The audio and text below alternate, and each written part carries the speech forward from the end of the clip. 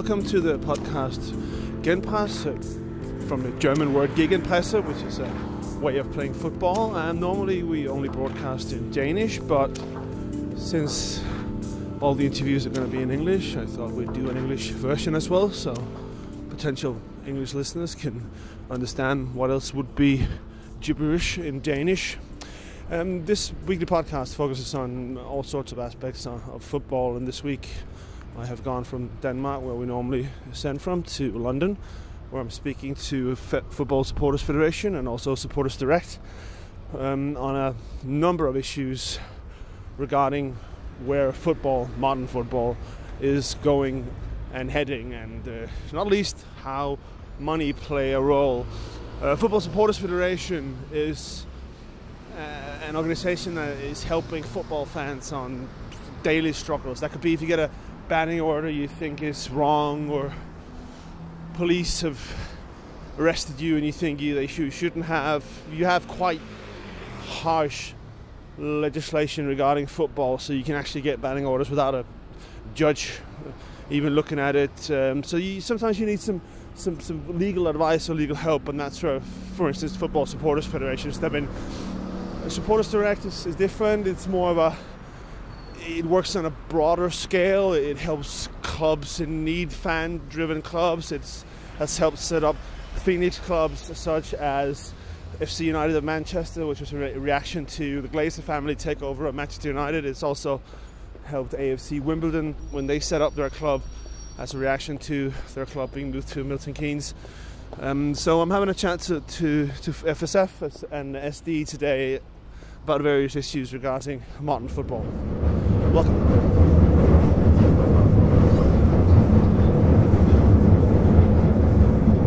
The next station is Old Street. Change here for Moorfields Eye Hospital and National Rail Services. I've now managed to make my way across London from my newfound London, West London, where I was living with my family up until a few years ago, to my old London, East London, where I just looked at the dates today and it scared me a bit, where I lived firstly 20 years ago. I'm now at Old Street, around Silicon Roundabout it's called. It's a roundabout that's named after Silicon Valley in California, because a lot of startups have moved here and set up shop, and a lot of IT companies and also Supporters Direct have their office here.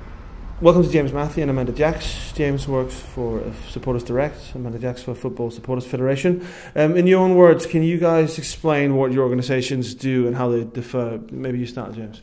Yeah, so I'm James Matthew from Supporters Direct. I am head of England and Wales, and my organisation, well, we've been going since 2000. We work with groups of supporters who want to have formal involvement at their club, or are interested in taking ownership of their club. So as well as helping those supporters and community groups, we also try and lobby for changes to the game and sport in general that will create better, more sustainable, community-focused sports clubs. And Amanda, your organisation is more kind of on a day-to-day basis? Or? Yeah, we're the Football Supporters Federation, and I think the best way to describe us is a union for all supporters, regardless of the clubs they support in England and Wales. So we are all off-pitch matters, ticket prices, safe standing, what I do, which is policing and stewarding, supporter complaints, meaningful engagement with stakeholders such as safety advisory groups and the police, but on a wider scale we also work towards engagement with the Premier League, Football League, and just make sure supporters have a voice on things that matter. Let's start with the overall outlook on English football from a supporter's view. James, money. Start there. Not getting less important. Is it getting too important?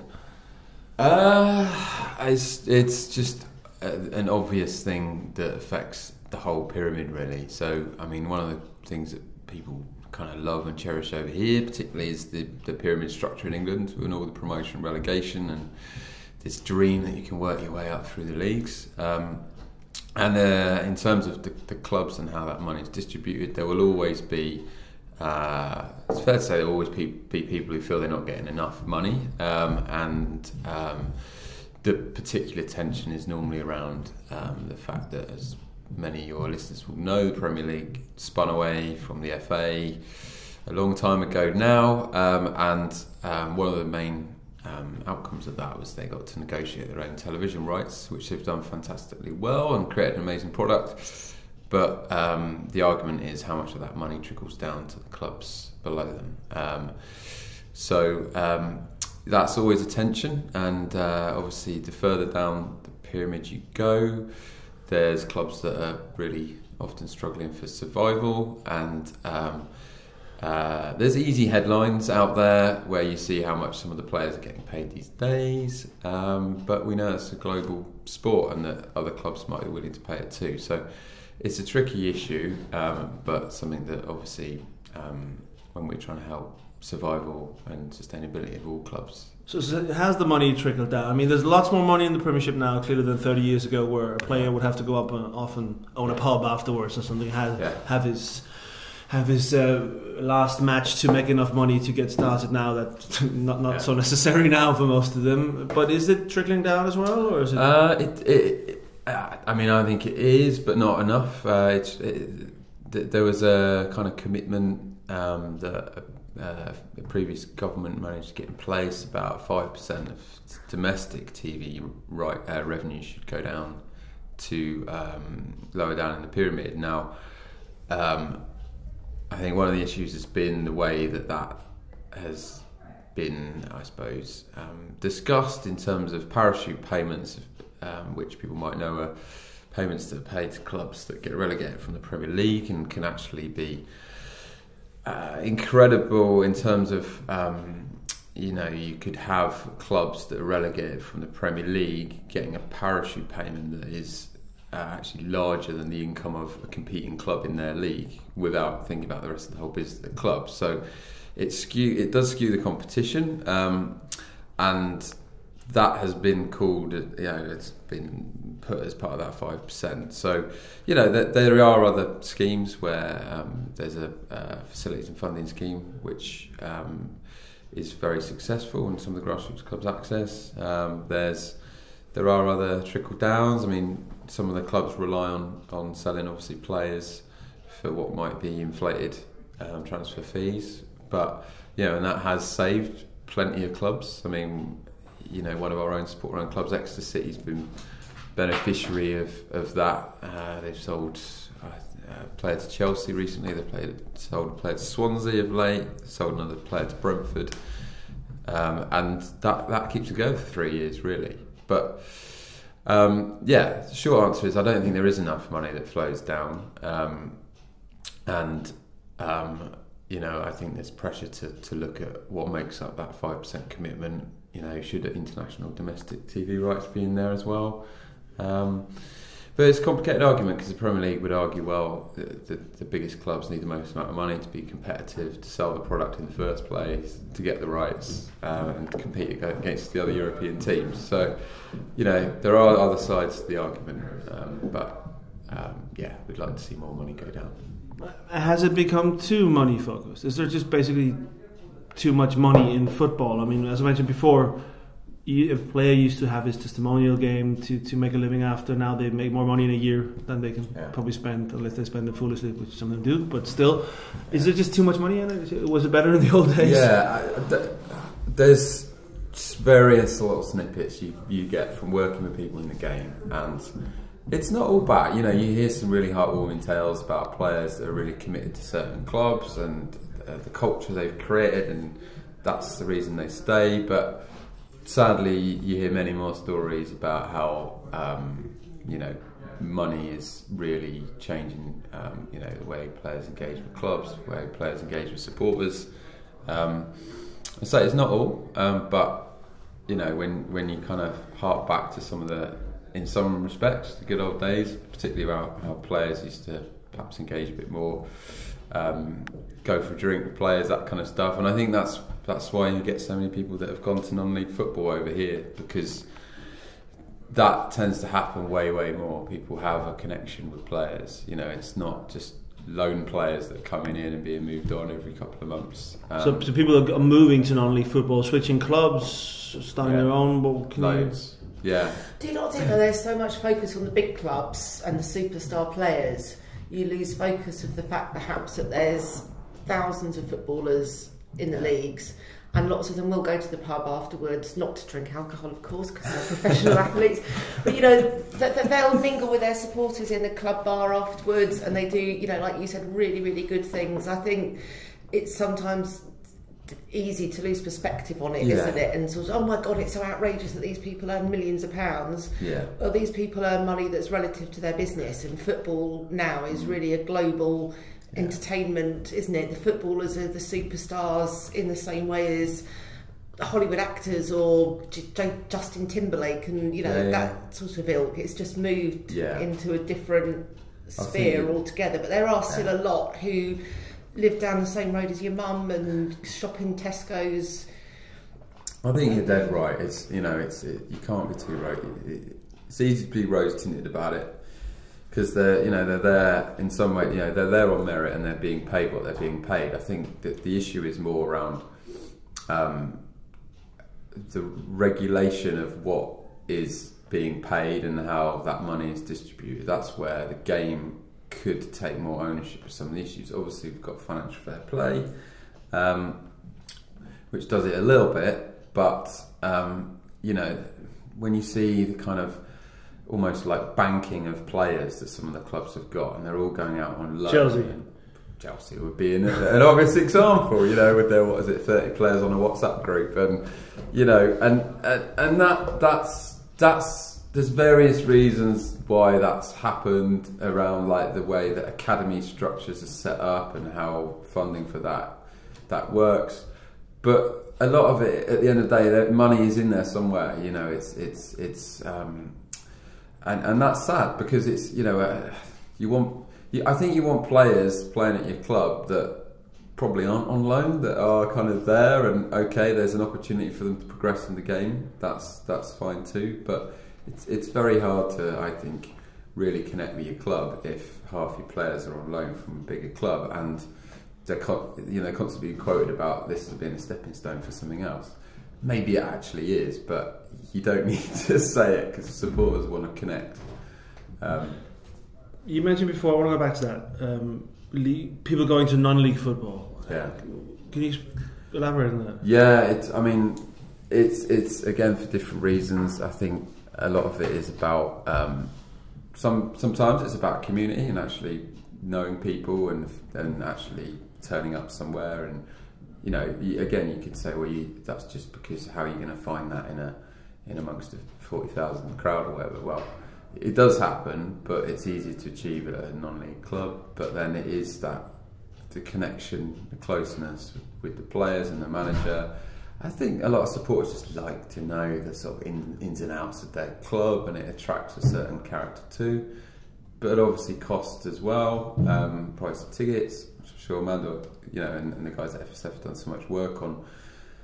So I think there's a number of reasons. But even at non-league level, it's not utopian, is it? There's all sorts of politics and shenanigans going on that people don't even hear about unless you're within the game, but just a sort of different strand. In short, you can look and say, oh, non-league, you know, Clapton Ultras and clubs like that, isn't it brilliant and amazing and everything else, but scratch the surface just a little bit and you hear and find out about all sorts of things that make you think, not quite that idyllic after all. Yeah, I used to play for Clapton years ago. That was before they had the Ultras crew. Yeah, 20 years ago. But is there issue? I've read a few things that they're trying to be the Sao Pauli or something of. I think I mean there are plenty of reasons for their supporters to be active. I say angry, but certainly activists because of what's happening at their club, being very careful what to say. So, you know, supporters have rallied round and they're being proactive in trying to unpick some issues around the ground and also the ownership.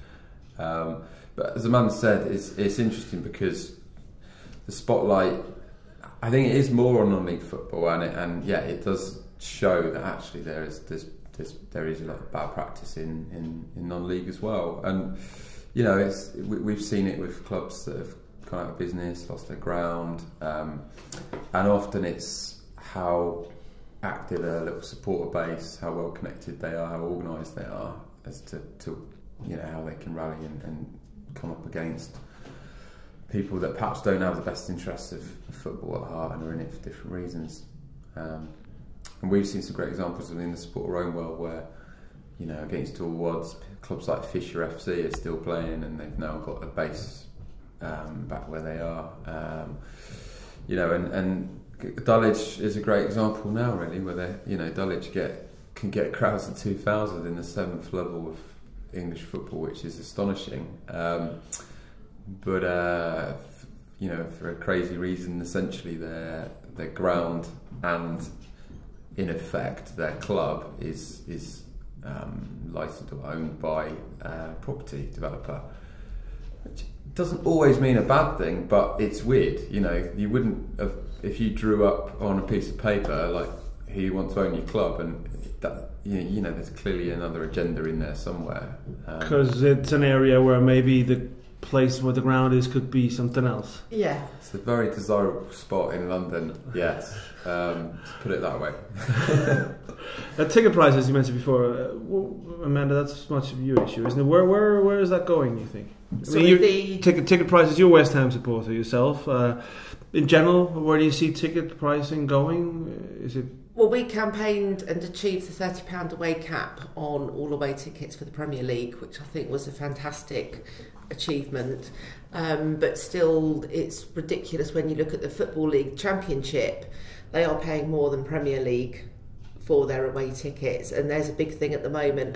Derby have got Manchester United in the FA Cup, and Man United are charging Derby fans, is it £46? Yeah. And considering they'll have quite a large capacity, I don't think you can put that down to anything other than naked greed, unfortunately. But I think we were successful with the £30 cap with the away fans because supporters themselves got behind us, got behind the campaign. We had banners everywhere, and it also helped hugely that at the same time Liverpool, the Spirit of Shankly group, organised a mass walkout at Anfield. Now that was actually about their home ticket prices, but I think a lot of people misinterpreted it as being away ticket prices, and that was huge negative publicity, and it went global, didn't it? Yeah. Huge, great big story. So whilst on one hand you're left with a warm glow that the Premier League fans pay £30 for away tickets, back to the real business world, and this is my sort of personal view, I bet you all those Premier League clubs in the Premier League looked at the negative publicity that Liverpool attracted and thought, shit, this is horrendous, we're going to have to do something. So if there was ever an example of fans' activism achieving something, I think that was it. And I've said for many, many years now, supporters collectively are the most powerful consumers in the country. There's millions of us, but the problem is, whilst things are much, much better than they were 10 years ago in terms of fans working collectively together, and social media I think has played a large part in that, there's still too much, I don't care what happens at other clubs, I only care about my own club. Whereas if fans, all they would have to, I say all they would have to do, making it sound simple, but the FSF, like any campaigning organisation, can only do so much. We lobby, we talk to politicians, we talk to clubs, we do everything we possibly can do, but ultimately we need the supporters behind us, not just a handful of angry fans at every club, but a lot of fans at every club. And I think if fans were more vociferous, we could achieve a lot more in terms of ticket price reductions very quickly.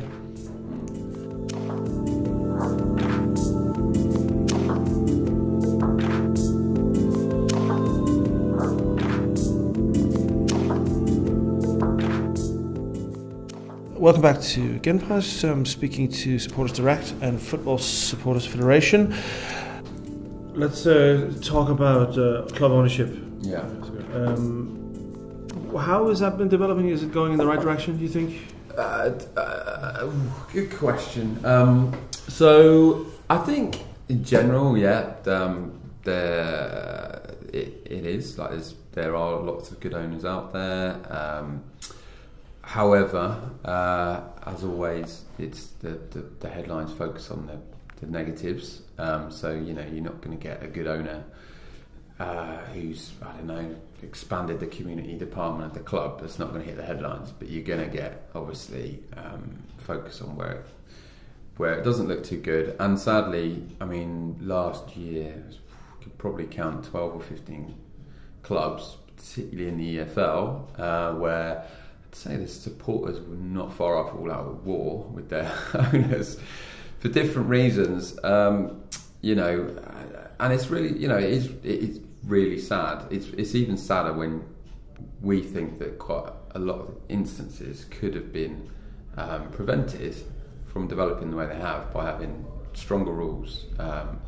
If not through the leagues, then through, you know, something through the FA, which is kind of, sadly, you know, so much power has been delegated from the FA to the leagues, and you know, the leagues have done a good job, but ultimately they're conflicted because their member organisation is owned by themselves. So although they're interested in, you know, making sure that a lot of this stuff's eradicated, it's not necessarily exactly for the same reasons, and it doesn't necessarily happen at the same pace as a lot of the supporters would like to see. So you know, but yeah, you look at things like Coventry City at the moment. They've only got a few games left to play before there's going to be a really difficult decision that might need to be made about relocating Coventry, because For good? no, I mean, well, I mean, who knows? At the moment, they're owned by Sisu, who have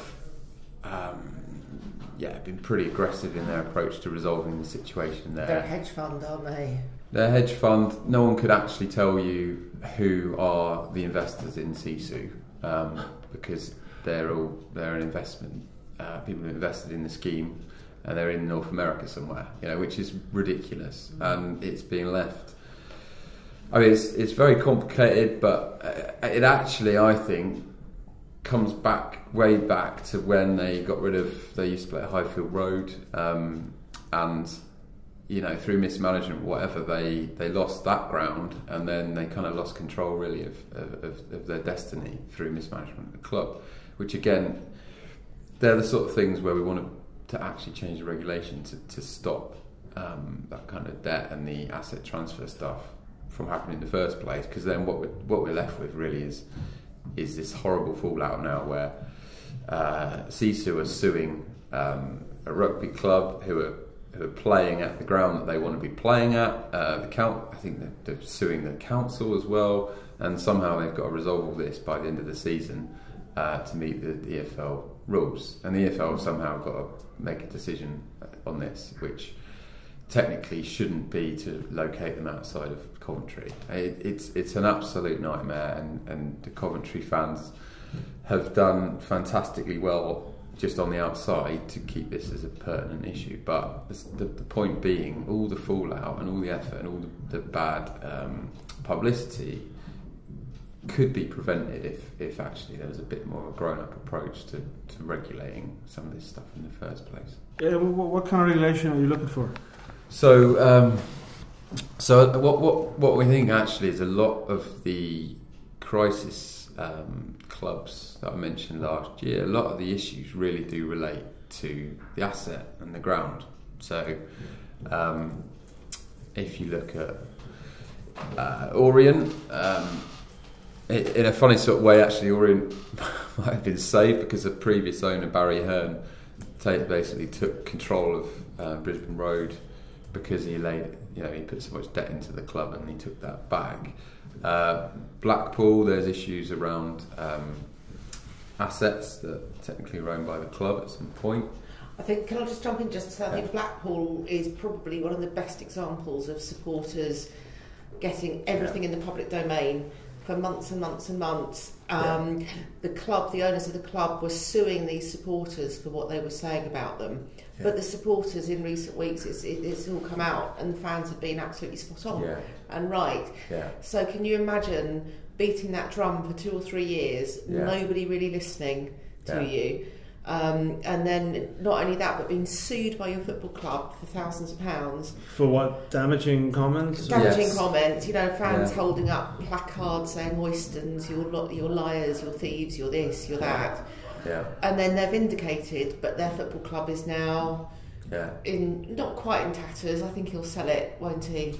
Yeah, well, I mean, he'd say Amanda's dead right. I mean, you know, it's taken a judge to actually look at it from corporate law, company law, and say, actually, this is effectively asset stripping that's going on. You're taking all this money out of the club, and it was because there was another shareholder who was, you know, unfairly prejudiced, really, because of the money they were taking out. But you know, why is it taken?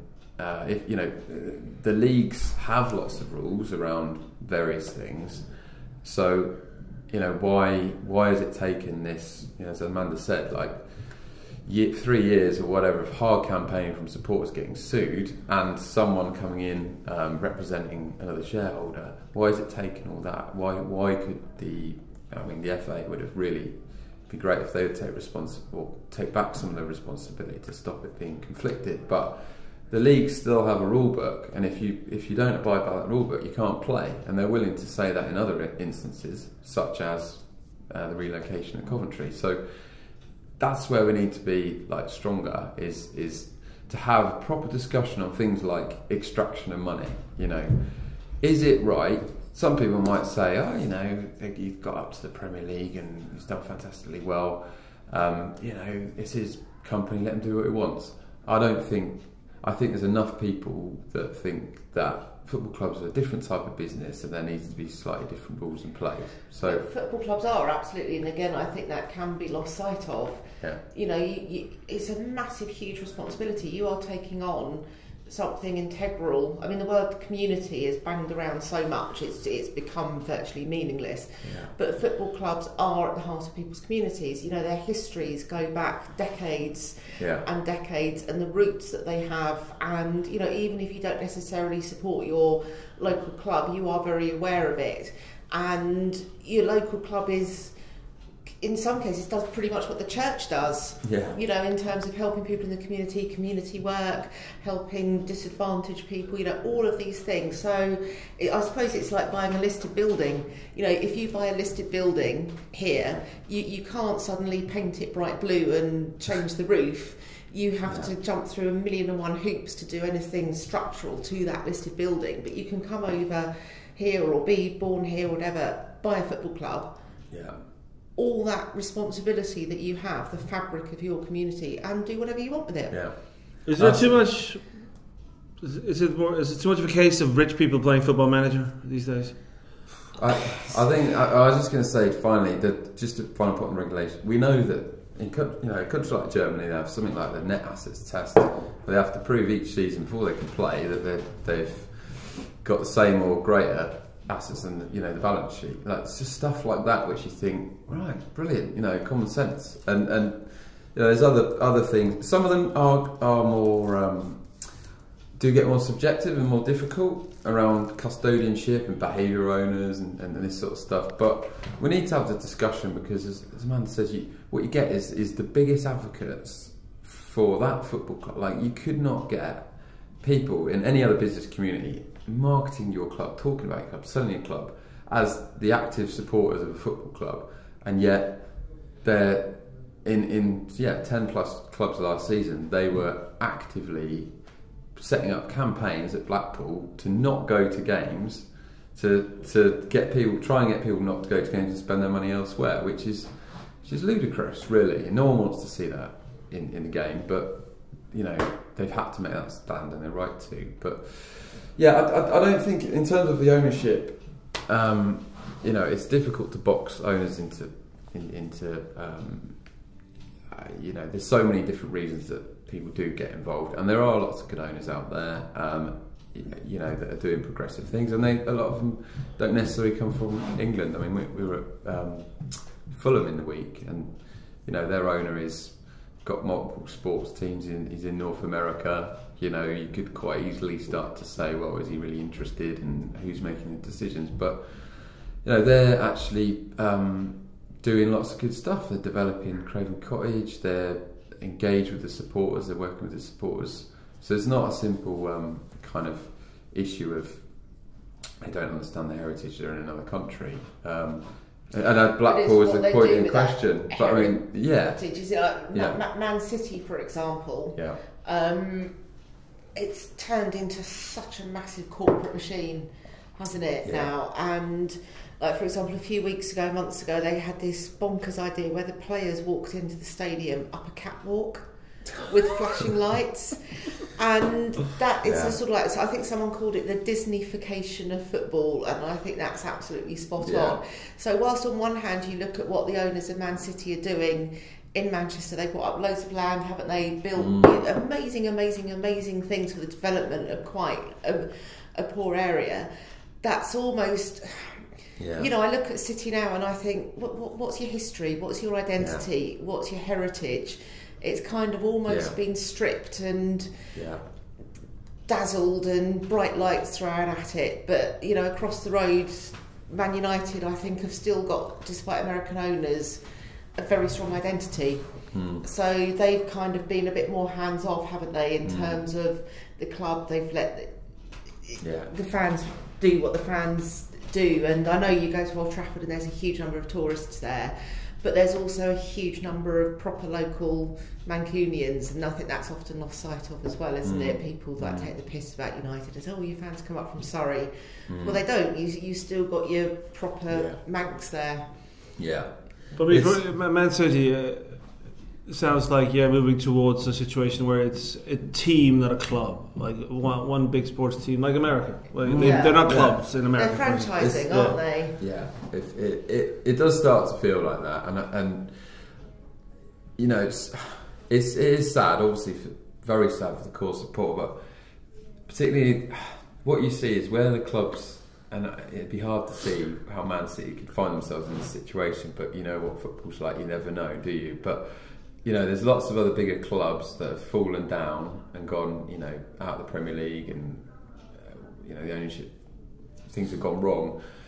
And it's that core support that are willing to really make a stand, volunteer, go above and beyond for their club. And I think that's the bit I'd be worried about, is those activists, because you're creating this, like, you know, you're creating this potentially type of supporter that is just there to consume, you know, as much as you go and consume. You see them on telly, don't you? They're there sitting by the corner flag with their brand new club scarf and their brand new club hat, and they're not watching the game. They've got their phones out and they're like, look at me, I'm on telly. And you just think, really? Yeah. Really? But just going back to Man City, I should say, I know that there's probably a huge number of proper old Man City fans, every bit as dedicated as the United fans, who are probably just as dismayed at, you know, the Disneyfication of their club, because I know you have to be careful on podcasts like this not to upset fans. But I do mean it, I'm not saying it. I mean, there's been a reaction in United. They started FC United of Manchester as a reaction to Glazer. I mean, you guys were involved in that? Absolutely, yeah. So,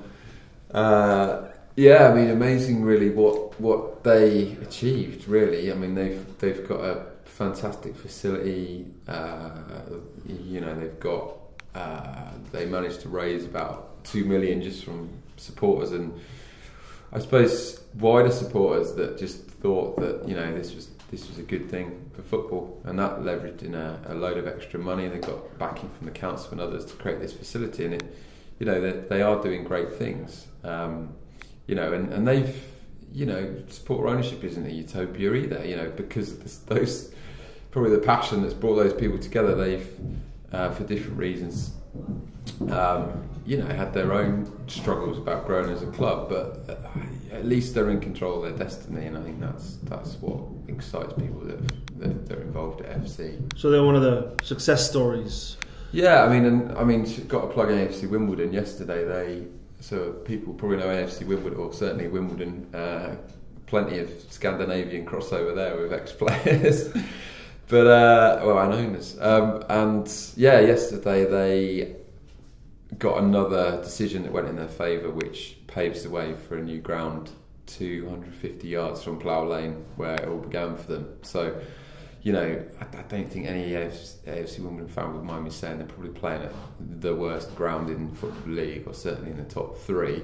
No, I used to go there, so I know. Well, no, I'm talking about the one they currently play. That's what I'm talking about. Oh, okay, yeah. Yeah, it's not the greatest. In fact, that's where we met, wasn't it, last time? Oh, yeah, it is. Yeah. So it, and they've made, just through hard work, determination, sticking together, running it.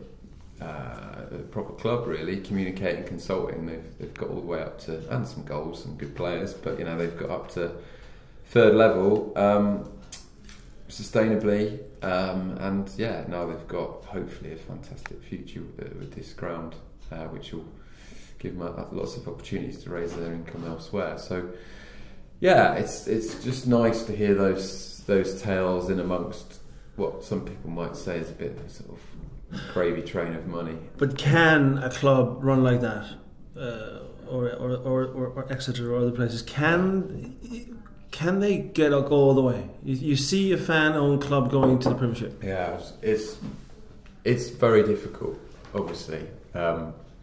So I won't pretend it isn't, because I think the average club in League 2 loses about $500,000 a year. League 1, $1.5 million. Then you get to the Championship, and as we all know, that's where the parachute payment clubs come in. That's where clubs are losing tens of millions sometimes.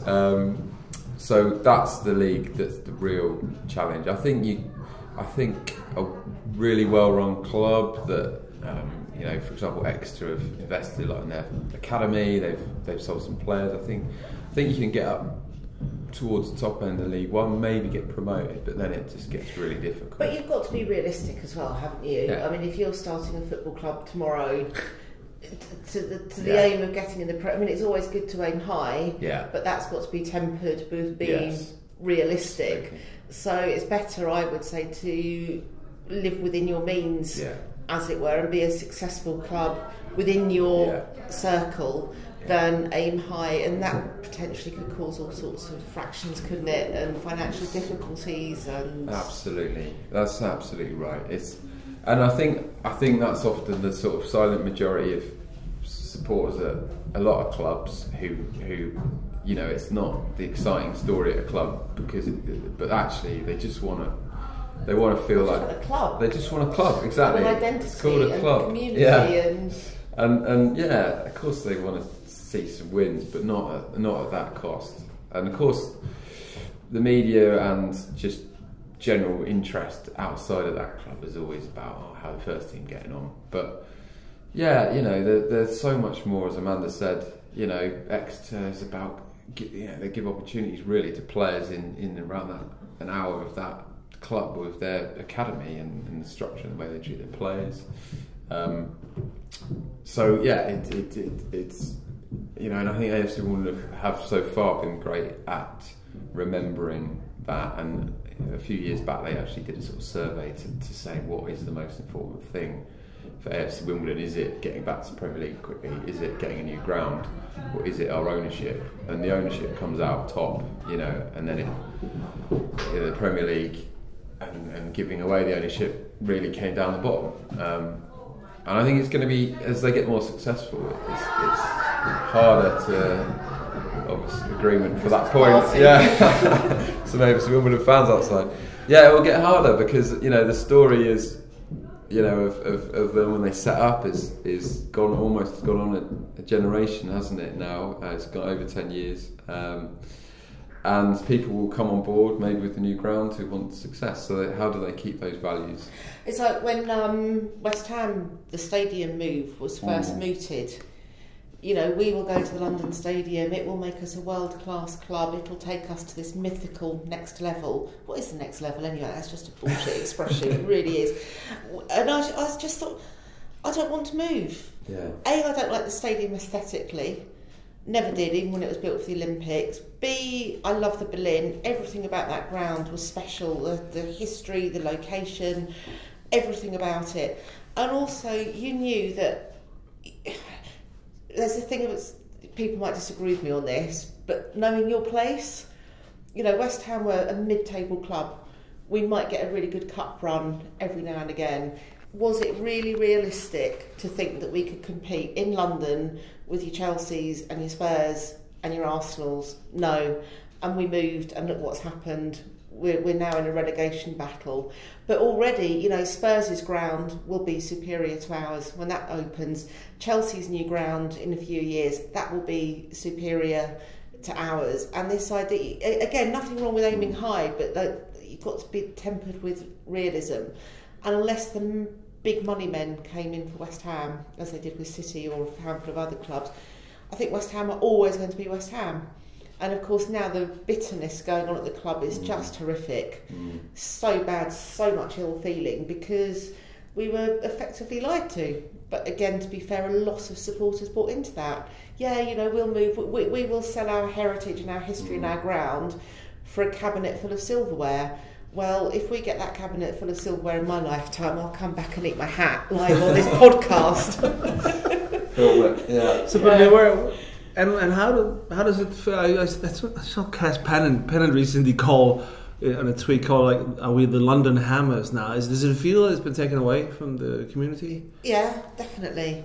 I mean, the location of the stadium, for starters, is just in this middle of this sort of soulless new park, again built for the Olympics, and it's going to take 15, 20, 30 years for the history and the atmosphere to seep in to that area. And it you know, we've just become another club with, you know, you can boast about the Olympic Stadium all day long, but it was never built for football. It's soulless, it's bland, it's corporate, there's popcorn machines, there's bloody candy floss machines.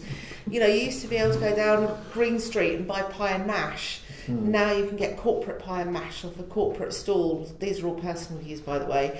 And again, you know, there's progress, but at what cost? And I'm also a realist. You know, I know that you can't live in the past, and I know that things have to be moved on. But in my very humble and perhaps naive opinion, you could have redeveloped the Berlin ground and, you know, just been a good club within the circle. I was down Green Street in the summer, and it was weird. You could still sense everything. You could just shut your eyes and you could hear everything. You could smell everything. But it was, this will sound so soppy, but it was almost as if Green Street was saying, where's everyone gone? You know, where's all the football fans? Where's the hustle? Where's the bustle? Where's the highs? Where's the lows? So there was more history and atmosphere in that 100-yard stretch of road than you will find at the London Stadium. And by contrast, I was at Stratford recently when West Ham had an evening game. And yeah, you saw the odd claret and blue scarf scattered around, but that was mixed in with the commuters and the shoppers, and it just felt so bleh. And I did not feel sorry I wasn't going to a game. And how bad is that? Whereas if I'd have been down Green Street, not going to a game on a match night, I'd have been gutted.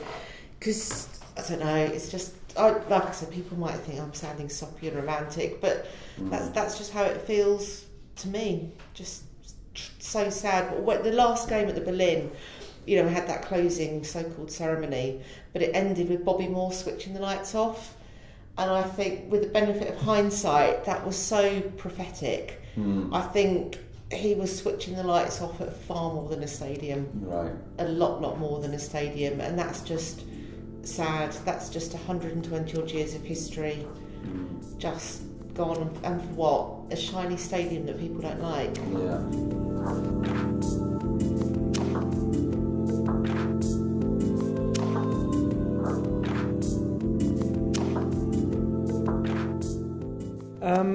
Amanda, where are we on the issue of day-to-day fan treatment these days? Is it harsh or better? Or? It's a lot better than it was 5-10 years ago, but it's still incredibly inconsistent around the country.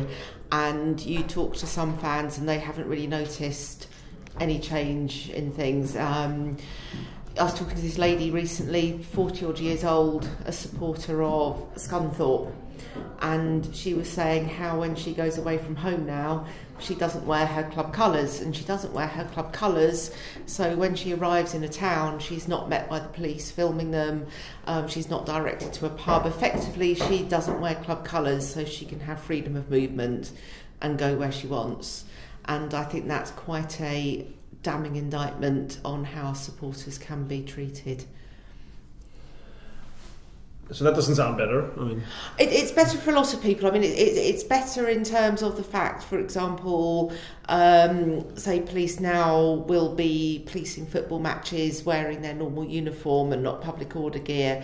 It's better so insofar as, particularly in London, you very rarely now see the police inside of stadiums.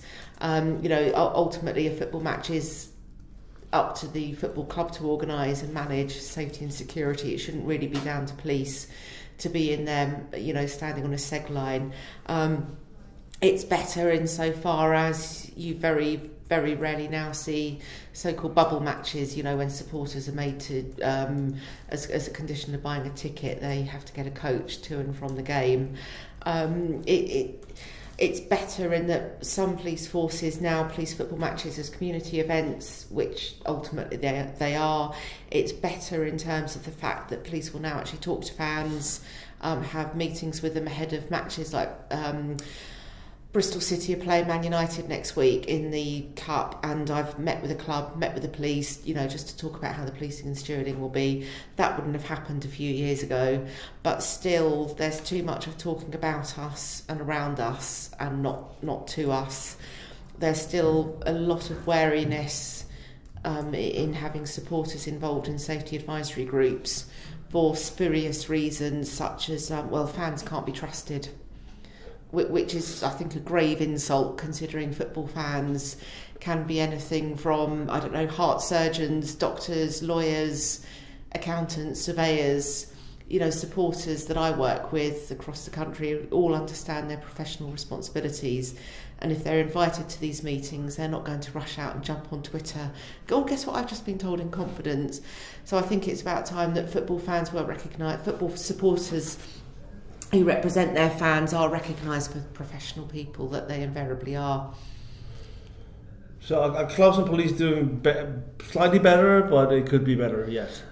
Always room for improvement. As I said, there's still a great deal of inconsistency around the country in terms of dialogue with supporters, in terms of how their police, like some police forces will actually talk to supporters more, engage with them more. Other police forces, I think, not quite so good on the engagement front. You can arrive in a town and sort of be met by a line of police officers that are automatically suspicious of you just because you're football fans, which is wrong. And I think now, when the political cuts are hitting the police force, police forces around the country so harshly, I think what's often missed is, as I said, football is a community event. The community miss seeing the police on the streets on a day-to-day basis. You will often hear the police themselves saying, we miss being able to get out there on the streets, and yet twice a month in their towns or their cities, they've got tens of thousands of their own community. And yet they don't treat them as their community on a match day. They treat them more as a public order problem, potential public order problem. You see them lining the streets or standing in groups of twos or threes. And I think, well, go out there, talk to people, mix with your community. Don't see them as football fans as a potential problem. See them, as I said, as ordinary, decent people, your community, the people that will ring you up when they are in trouble, and the people that you look to for help when you need help, in big policing investigations. Do you have many cases of people being, for instance, banned unfairly? That's part of your work, isn't it? Arrests are down since I've been doing this role, and I should clarify, I'm not a lawyer, but I'm kind of like the first port of call if you're in trouble. You used to see a huge number of supporters arrested for absolutely ridiculous reasons, because within football you've got legislation affecting football fans that doesn't affect anybody else. So it's illegal to enter a football stadium drunk, it's illegal to carry alcohol into a football stadium, it's illegal to drink on a coach or a minibus to or from a game. So we were seeing a lot of arrests for these offences, which just a waste of the taxpayers' time and money. Is it really in the public interest to arrest a 40-year-old man for carrying a can of beer into a football stadium? Of course it's not. But thankfully we are seeing far fewer of those types of arrests now. which is great because they can be dealt with by the club stewards. You know, if someone's got a can of beer in their rucksack or is drunk, the stewards can turn them away. The clubs can issue a ban. We're also seeing more common sense now in terms of arrests for celebratory pitch incursions. It's illegal to go on the pitch.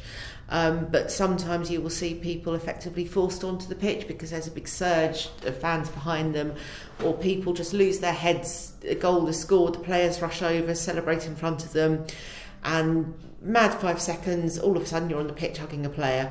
Is it in the public interest to arrest and charge those people? Arguably not. So again, a lot of police forces aren't letting the clubs themselves deal with that, because you've still broken the law, you've still broken the ground regulations.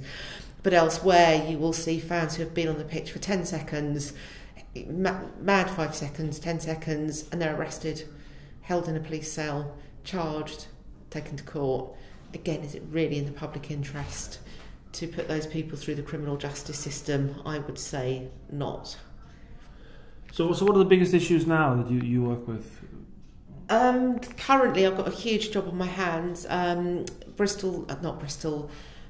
Brighton and Hove Albion played Crystal Palace recently in the league, and they are fierce rivals. It was the first time they'd met in the league for many years, and massive day out for people. You know, people took the day off, 2 days off, got hotels, spent a lot of money getting down to Brighton.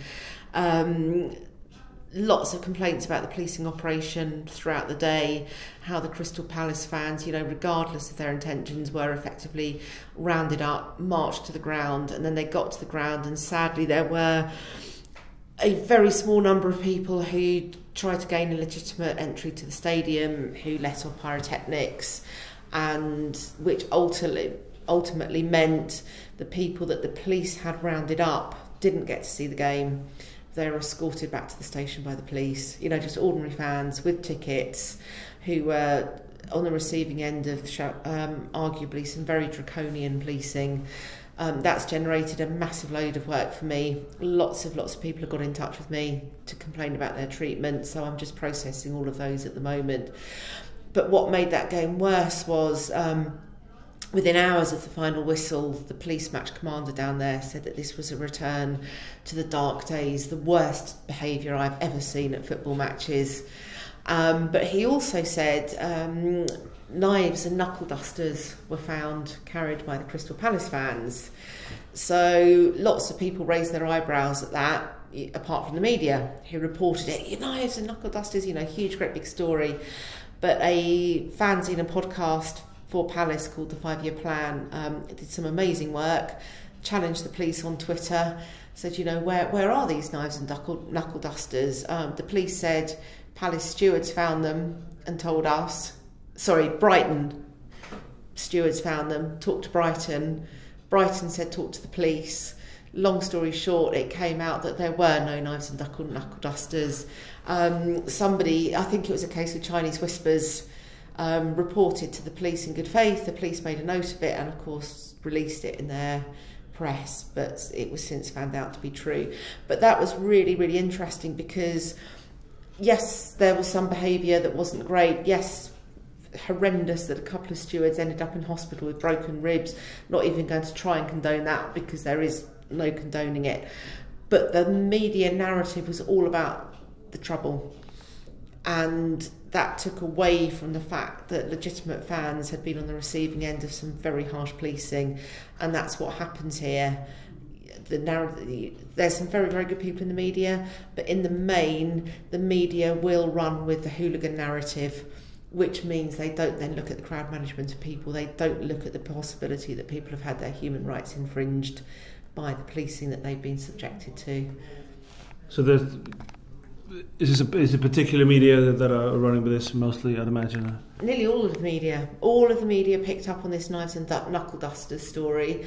Nobody in the media thought, hang on a minute, football fans don't habitually carry knives and knuckle dusters in this country. Not many people do. Not many people do. Did they report that it wasn't true? Word for word. When it came out that it wasn't true, did they report that? Oh yes, to be fair, yeah, they all came out and said, you know, shock, horror, the police have lied, or inadvertently misled people, which is a softer way of putting it. But even then, it was really interesting because a lot of the stories were illustrated with the fans using their pyros with their faces covered. And I just thought... It's got nothing to do with... It's got absolutely nothing to do with it. People will still look at the pictures and think, well, for all the police have done that, you've still got these fans using pyro. But it's two very separate and distinct stories. And, you know, I might sound like I've got a chip on my shoulder here, but I just thought an element in the media that just almost find it unbearable that football fans have been wronged, it's been proved, that goes completely against the narrative that we prefer, which is the hooligan story. But so we will still stick this picture of fans using pyrotechnics over quite a major story of the police putting out this statement that was found 10 days afterwards not to be true.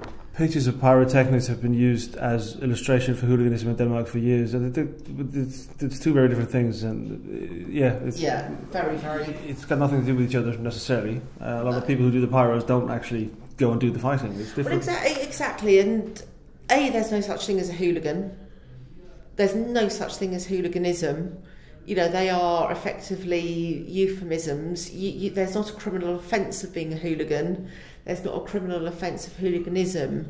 It's just a lazy slang term that's used. Prime example ahead of the Euros or the World Cup, the headlines will be invariably 2,000, 3,000 hooligans stopped from going to Russia or France or wherever. And that puts the picture in the mind of the reader that those 2,000-3,000 people on football banning orders have all been convicted of violent disorder or affray. Yes, some of them have. A proportion of them absolutely have. But in a similar vein, the larger number have got those football banning orders for non-violent offences, such as using pyro, such as swearing, such as alcohol-related offences, such as celebratory pitch incursions. And the idea that those people are going to go abroad and kick off is just ludicrous. And that takes me back to the media. The media just don't challenge that narrative. It's me and a handful of other people putting the other side of the coin out there, and that's a huge source of frustration because, you know, why should football fans be tarred with the same brush? You know, why should football fans not be on the receiving end of good investigative journalism that tells the facts of the case? Last, I want to ask you about the progression of safe standing, which is one of the things you work on as well. How is that moving along? That's moving along brilliantly. Shrewsbury are going to have rail seating installed early next year, which is fantastic news. Obviously up in Scotland, Celtic have had their rail seats installed, which has been absolutely amazingly successful. So now we can point people towards, well, look, go to Celtic, go to Shrewsbury. I think behind the scenes everybody is in broad agreement of, well, yes, you know, this is unstoppable now. It's going to have to happen. It's a nonsense if it doesn't happen. Stadiums that are looking to redevelop are future-proofing, so they've got designs to involve rail seating. I think now it's just a question of the government just changing the legislation to allow football clubs to install it. But the will is there, the momentum is growing faster every day, and it's just a nonsense that we haven't really got it now. Really, if you consider how many football fans have stood up persistently since all-seater stadiums were introduced.